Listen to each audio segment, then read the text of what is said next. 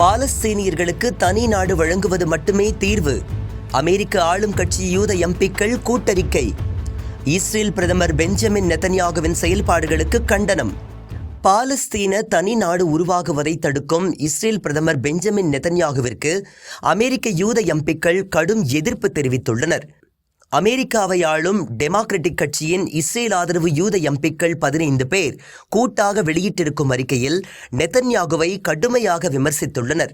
இது குறித்து கூறியுள்ள அமெரிக்க யூத எம்பி ஜெர்ரி நட்லர் என்பவர், இஸ்ரேல் பிரதமருடன் நாங்கள் முற்றிலுமாக கருத்து வேறுபாடு கொண்டுள்ளோம் என்று குறிப்பிட்டுள்ளார்.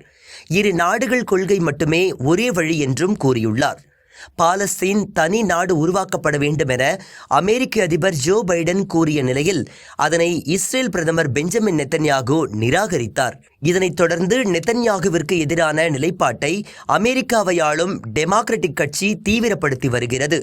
போர் இந்த ஆண்டு முழுவதும் நீடிக்கும் என்ற நெதன்யாகுவின் கருத்தை அமெரிக்க யூத எம்பிக்கள் கண்டித்துள்ளதோடு உடனடியாக போர் நிறுத்தம் மேற்கொள்ளப்பட வேண்டும் என்று வலியுறுத்தி வருகின்றனர்.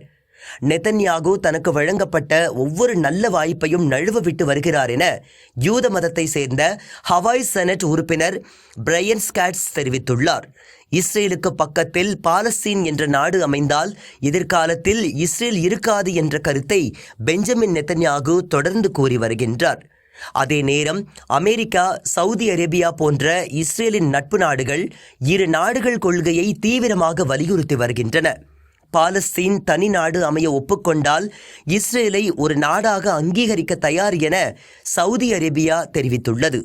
ஈரான் மற்றும் ஹமாஸ் அமைப்பை பொறுத்தவரை இஸ்ரேல் மற்றும் பாலஸ்தீன நிலம் முழுவதும் பாலஸ்தீனியர்களுக்கே சொந்தம் என்று கூறி வருகின்றன. பாலஸ்தீனியர்களின் ஆட்சியில் இஸ்ரேலியர்கள் வாழ்ந்து கொள்ளலாம் என கூறி வருகின்றனர்.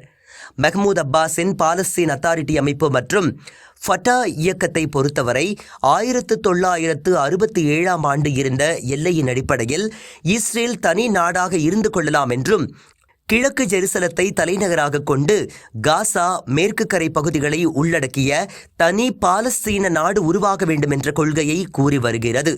தற்போது பாலஸ்தீன நாடு என்பது நிழல் நாடாகவே இருந்து வருகிறது. அதாவது இராணுவம், எல்லையின்றி சிவில் நிர்வாக அரசாக மட்டுமே இருந்து வருகிறது.